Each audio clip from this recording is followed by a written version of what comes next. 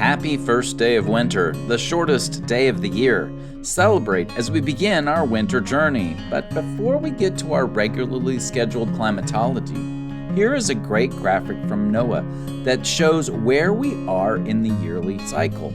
While meteorological winter began on December 1st, astronomical winter begins today, and the days grow longer starting tomorrow until we get to the summer solstice in June.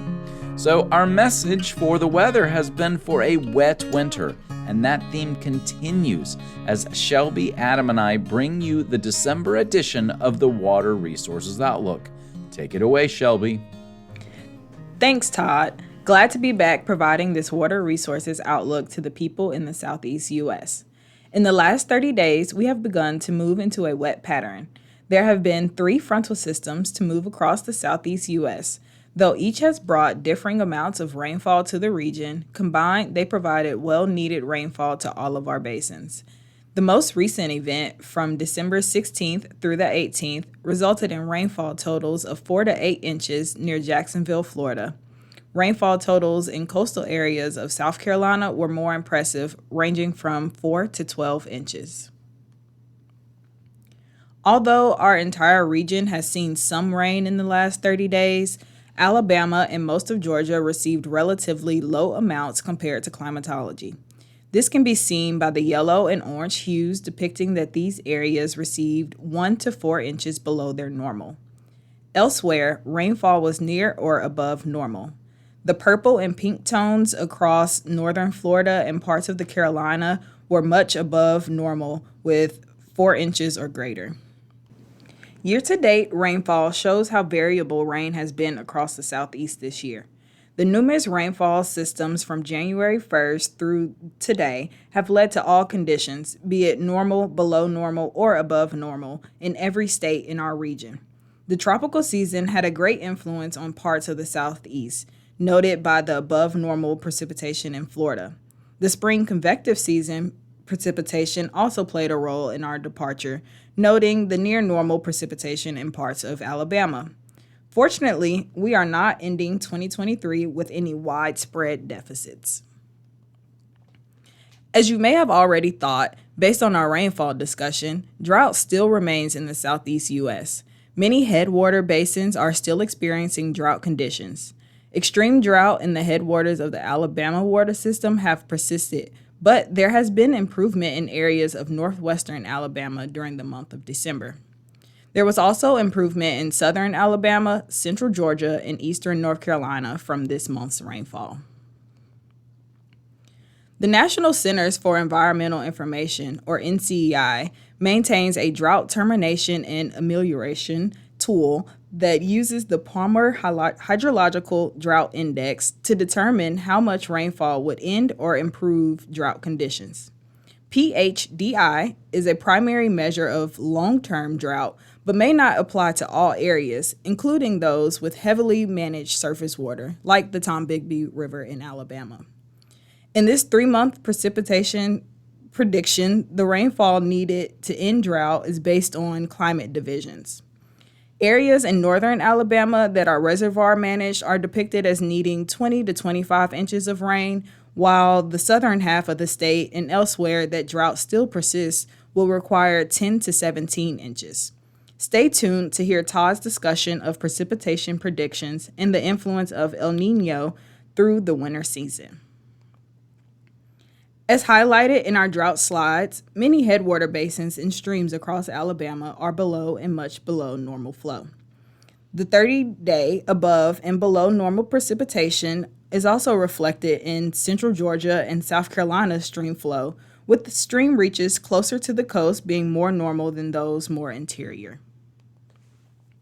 In our 28-day average runoff from the USGS, we can see the impact of this year's drought with runoff from the past few months being much below normal. With recent successive rainfall events, runoff has begun to rebound, and normal values to what we saw last year are becoming more visible. To continue with our trend of looking at river flood climatology based on week of the year, we can see that we are in a period where minor flooding is not uncommon. That being said, last week's rain resulted in numerous river rises to minor and bankful conditions. We also saw a few moderate floods, with one ongoing on the St. Mary's River in McKinley. We typically focus on the southeast for these water resources outlooks, but because this is our final WRO for 2023, we want to review the precipitation for all of the areas that we serve.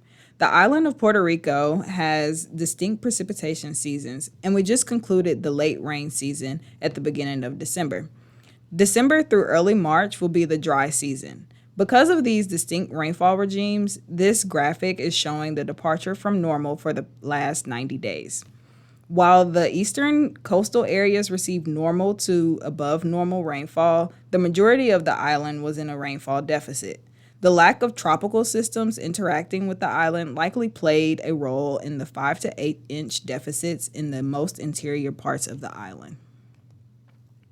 For the year to date on the island, rainfall was above normal on the southern coast, while the northwest portion of the island was below normal. Aside from the below normal departure on the northwest side of the island, areas of deficit were near areas that received near normal rainfall. Heavier rain amounts across the northeast half of Puerto Rico have contributed to improvement in drought in the past weeks, while the southwest half of the island was drier and remained in D0 drought, exemplifying low stream flow conditions.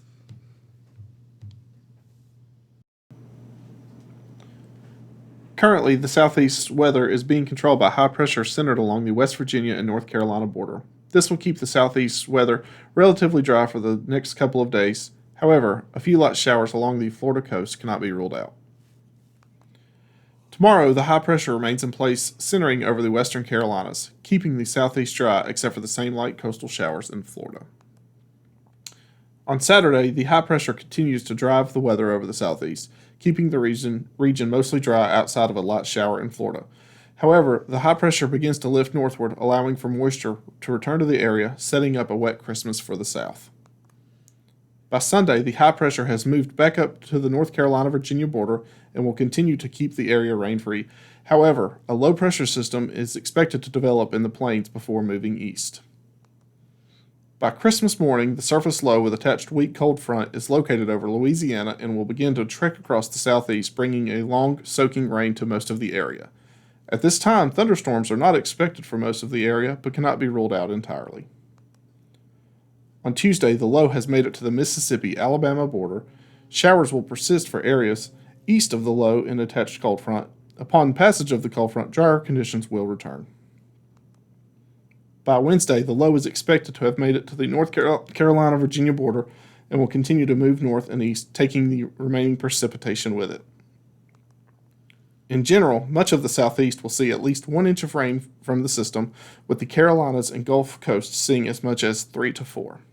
Beyond next week and into the new year, the expectation is that the western portion of the southeast will be slightly drier than normal, while eastern portions will be slightly above. Thank you, Adam. This is Adam's first Water Resources Outlook, and you should expect to hear a mix of forecasters in the coming year. With that, let's look a little further out, but first, let's look back. In September, we looked at some El Niño river climatology. So how have we done so far? After Shelby's review of the rainfall and what is going on right now, we can see that continued dryness in Mississippi, Alabama, and Georgia don't come as much of a surprise. And the increased rainfall in Florida and through the rest of the Carolinas into Virginia are not either. That pattern has been increasing the rainfall events as we transition from a mostly dry November into a much more active December and has changed the ground and river conditions. We will take a look at the January through March stream flows after we peek at our forecasts. The models continue to show an active pattern across the southeast, and the first couple of weeks of January have a very classic El Niño signature, with wetness in Florida and tapering off as you move north, below normal as you reach North Georgia and into Tennessee. The southeast still looks to be active, but many of those systems could remain a little further south and not impact the Appalachians on the north and west edge of the southeast RFC area. It's something to watch. A similar pattern shows up in the brand new outlook that was released by the Climate Prediction Center this morning, taking a look at January.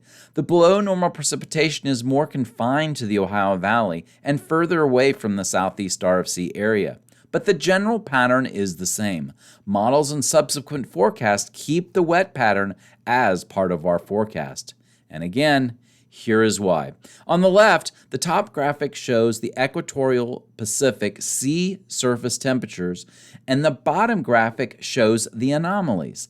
That area remains well above normal across nearly all of the Pacific. And based on the current forecast on the right, we may be seeing the peak of the El Niño that should continue through the winter and into spring, but moderating along the way. With such a strong El Niño, here is our seasonal forecast for January through March for rainfall across the U.S. Again, El Niño with the above normal rainfall expected in the southeast. A quick reminder, even in a normal year in the southeast, we would expect some flooding from rainfall and recharge of reservoirs and groundwater. So hinting at above normal precipitation could make flooding more widespread and longer lasting. As we begin the new year, the Southeast RFC expects to stay busy with frequent heavy rainfalls across much of the southeast. Remain alert through the winter season so you are prepared. So our past El Niños have been that way with very few chances to remain below normal. Again, in a moderate to strong El Niño, most of the southeast is either normal to above normal in their stream flows, with very few instances of below normal. With the March outlook, and this is for moderate to strong El Niño analogs, it has a very similar pattern. So things look good for recovering from drought, but there is much concern for flooding across the area also.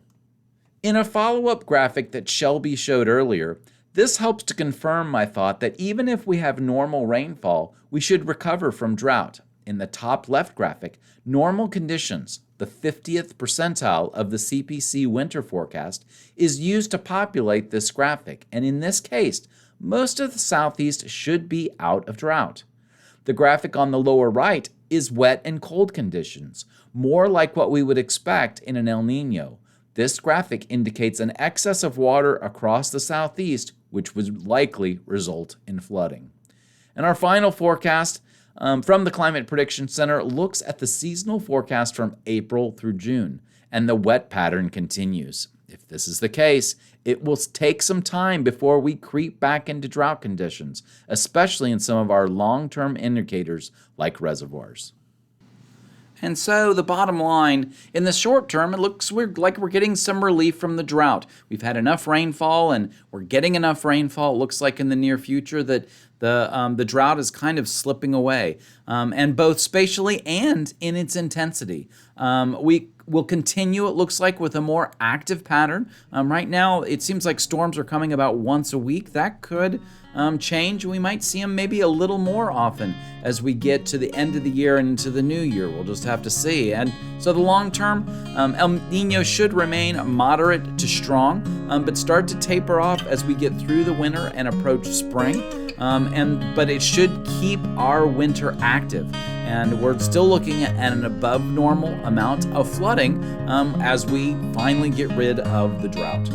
So thank you for listening, and have a happy holidays and a great new year. And we will look to see you next year as we record our next Water Resources Outlook on January 18th, 2024. Thanks for listening.